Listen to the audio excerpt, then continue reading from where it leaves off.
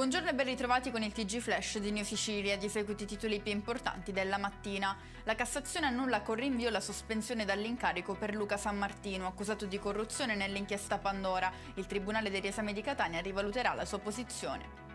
Folle inseguimento a Palermo, dove un 24enne ha tentato in auto la fuga dai carabinieri per poi schiantarsi contro un palo. Subito dopo ha avuto inizio una breve colluttazione terminata con l'arresto del giovane. Bombole GPL domestiche riempite al distributore di carburante situato lungo la statale 114. È successo da Cireale, nel Catanese, dove i carabinieri hanno posto sotto sequestro tutti i dispositivi di erogazione di GPL installati nella stazione di servizio. Un carabiniere faceva ricerche sulla ex moglie della banca dati. Scatta la condanna a 1 anno e 6 mesi di reclusione per il militare di Gela, oggi in servizio a Piazza Armerina, accusato di avere fatto accesso abusivo alla banca dati delle forze dell'ordine. Donazione di organi all'ospedale di Partinico in provincia di Palermo. 2 diverse equipe chirurgiche si sono alternate sul tavolo operatorio, eseguendo con successo il prelievo di fegato, cuore, polmoni e reni da un paziente in morte cerebrale. E con questo è tutto, prossimo appuntamento più tardi alle 19:30. Grazie per averci seguito, buon proseguimento di giornata.